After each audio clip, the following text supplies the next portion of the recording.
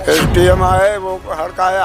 SDM आए, आपको हड़काया? हाँ, और कहा माँ बहनें करेंगे अभी, न चुप हो जाओ।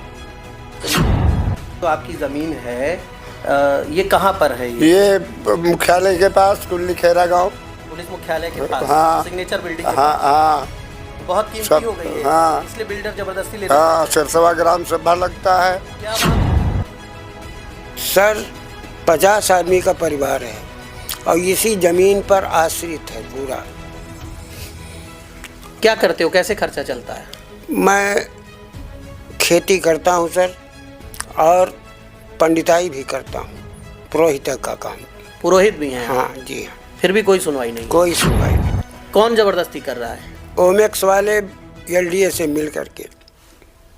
कोई सुनवाई हुई कहीं आपकी? कोई सुनवाई नहीं हो रही सर। उन्हें माना नहीं, अब कहते ले लेंगे, कहता ले लेंगे हम जमीन तुम्हारी सब। इस उम्र में, बुढ़ापे में आप देख रहे हैं कि इनके आंखों से आंसू गिर रहे हैं, और मुझे लगता है कि ये बहुत बड़ा दुर्भाग्य है, कलंक है पूरे सरकारी तंत्र पे।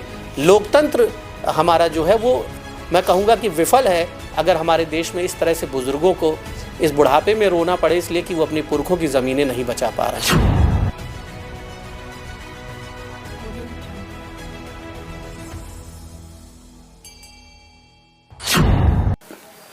अक्सर सरकारें ये दावे करती हैं कि देश में कहीं भी किसानों की ज़मीनें किसी भी प्रोजेक्ट के लिए ज़बरदस्ती नहीं ली जाएगी। उनसे बात की जाएगी, उनकी सहमति ली जाएगी, और यदि ज़मीन लेना बहुत ज़रूरी होगा तो किसानों को समुचित मुआवजा दिया जाएगा। शहरी क्षेत्रों में 2 गुना मुआवजा, यानी बाज़ार दर से जो कीमत है ज़मीन की उसकी 2 गुना मुआवजा देने की बात कानून में और सुप्रीम कोर्ट के कई आदेशों में कही गई है। वहीं ग्रामीण क्षेत्रों में 4 गुना मुआवजा देने की बात कही जाती है। लेकिन हकीकत क्या है? हमारे साथ 2 बुजुर्ग किसान बैठे हुए हैं। इन्हें इस बात की तकलीफ़ है कि जो ज़मीन इनके पुरखों ने पीढ़ी दर पीढ़ी, जो ज़मीन इन्हें मिली अपने पुरखों से, जो विरासत मिली, उसे अब ये बचा नहीं पा रहे हैं। उत्तर प्रदेश में योगी आदित्यनाथ की सरकार है, जो गरीबों और किसानों के बीच भी काफ़ी लोकप्रिय हैं। कहा जाता है कि हर समस्या पर वो गंभीरता से काम करते हैं, ठोस कार्रवाई करते हैं। लेकिन योगी आदित्यनाथ की राजधानी लखनऊ में, जहां पर पुलिस मुख्यालय है, सिग्नेचर बिल्डिंग है, वहीं बगल में इनकी ज़मीन है, और इनकी सारी ज़मीन, इनका कहना है कि ओमेक्स बिल्डर के द्वारा ज़बरदस्ती कब्जा की जा रही है, गुंडागर्दी की जा रही है, पुलिस और बाउंसर्स को बुलाकर धमकी दी जाती है, और कुछ दिनों पहले इनकी सारी पैतृक ज़मीन जो है उसे टीन शेड लगाकर कब्जा कर लिया गया है। ये अपने घरों में कैद होकर रह गए हैं, अपने घरों के बाहर निकलने में, अपने जानवरों को पालने में, अपनी दैनिक जो ज़रूरतें हैं उसमें भी इन्हें अब दिक्कतें आ रही हैं। हम बात करते हैं, चंद्र प्रकाश जी हमारे दाहिनी तरफ बैठे हैं। चंद्र प्रकाश जी, बताइए क्या तकलीफ़ है, क्या दिक्कतें आ रही हैं? दिक्कत क्या, हमको निकलने पढ़ने में बिल्कुल बंद कर दिया है, और पूरी ज़मीन में टीन शेड लगा दिया है, और जानवर बांधने में दिक्कत हो रही है। आपसे कभी बात करने आए प्रेम से कि बाबा ज़मीन दे दो, ज़रूरत है? कभी नहीं है सर। आपको नोटिसें मिली थी? नोटिसें आई थी सर, लेकिन आपकी इच्छा नहीं जानी गई? ना। आप अपनी मर्जी से दे रहे हो या ज़बरदस्ती ली जा रही है? जबरदस्ती ली जा रही। कौन ज़बरदस्ती कर रहा है? ओमेक्स वाले एलडीए से मिल करके। कोई सुनवाई हुई कहीं आपकी? कोई सुनवाई नहीं हो रही सर। आपके लिए वो बेहद ज़रूरी क्यों है आपकी ज़मीन? सर 50 आदमी का परिवार है और इसी ज़मीन पर आश्रित है पूरा। क्या करते हो, कैसे खर्चा चलता है? मैं खेती करता हूँ सर, और पंडिताई भी करता हूँ, पुरोहित का काम। पुरोहित भी हैं? हाँ जी हाँ। फिर भी कोई सुनवाई नहीं? कोई सुनवाई नहीं। चिट्ठी पत्री भेजा सरकार के अधिकारियों को, एप्लीकेशन दिया था? कई एप्लीकेशन दी गई सर, लेकिन कहीं से कोई सुनवाई नहीं हुई। किस तरह वो लोग कर रहे हैं, कैसे कब्जा कर लिया आपकी ज़मीन? कब्जा कर लिया एलडीए के तो 2 एक आदमी रहे, ओमेक्स का पूरा हुक्मा रहा, और उसमें पुलिस बल बुला करके और उसमें कब्जा कर लिया, और कहने लगे, गिड़गिड़ाते रहे, नहीं सुनी आप? ना, कहने लगे जो तुम्हारी बची है वो भी ले लेंगे। तो जबरदस्ती कर रहे हैं? जबरदस्ती कर रहे हैं सर। आपने उनसे निवेदन किया, आपकी बात नहीं सुनी? ना, कोई नहीं सुनी। अच्छा, कोई मुआवजा मिला है, कोई पैसा मिला है आपको? कुछ नहीं सर। कोई पैसा आपके खाते में आया? ना, कुछ नहीं सर। कोई पैसा नहीं दिया कोई गया। पैसा नहीं दिया गया। तो आपको चंद्र प्रकाश जी ने बताया, और बुजुर्ग हैं, पुरोहित का कार्य करते हैं। हम उम्मीद करते हैं जो बातें कह रहे हैं झूठ तो इस उम्र में नहीं बोलेंगे, सच ही बोल रहे हैं। और इनके छोटे भाई हैं राम कुमार। ये दोनों बुजुर्ग हमारे कार्यालय आए और अपनी व्यथा हमें बताने लगे, और इन्होंने हमसे गुजारिश की कि इनका वीडियो, इनकी न्यूज़ बनाई जाए और उसे सरकार तक पहुंचाया जाए। हम कोशिश कर रहे हैं कि इनकी आवाज़ सरकार तक पहुंचे, मुख्यमंत्री तक पहुंचे, सरकार के वरिष्ठ अधिकारियों तक पहुंचे।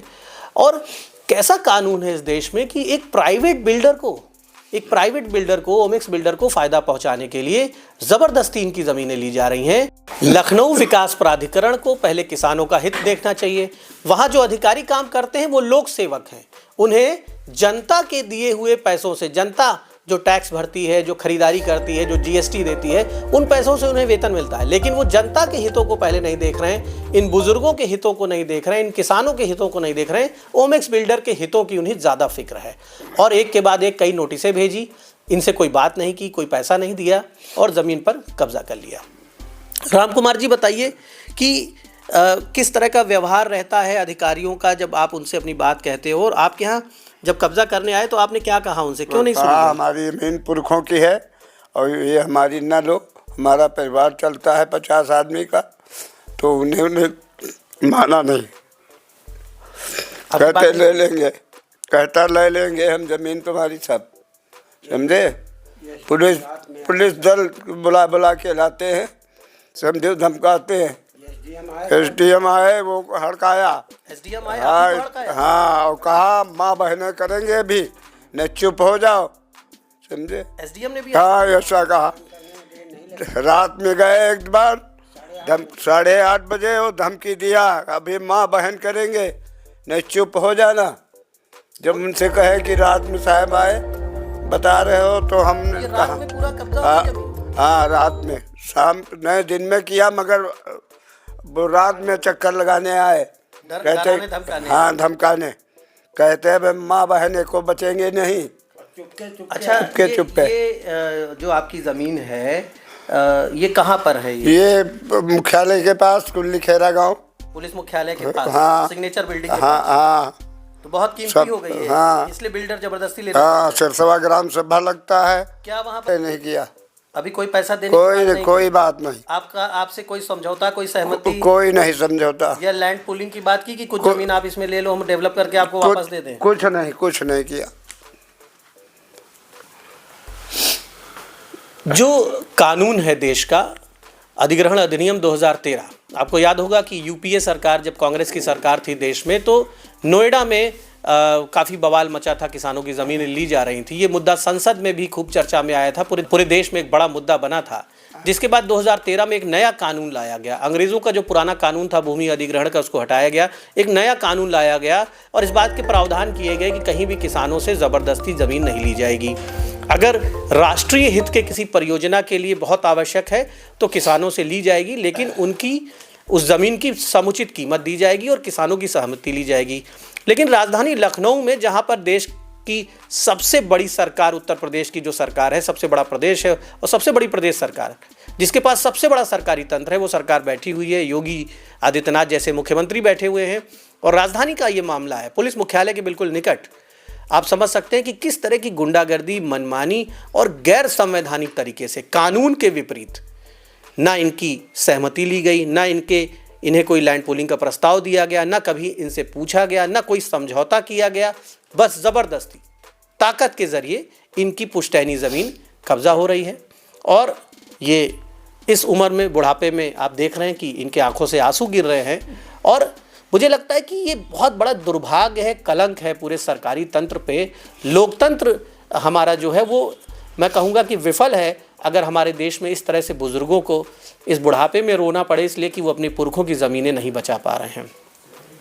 मेरा उद्देश्य इस वीडियो में, इस खबर में कोई सनसनी फैलाना नहीं है। मेरा उद्देश्य किसी कंपनी की बदनामी करना नहीं है। मेरी कोशिश है कि ये खबर इनके लिए इंसाफ का ज़रिया बने।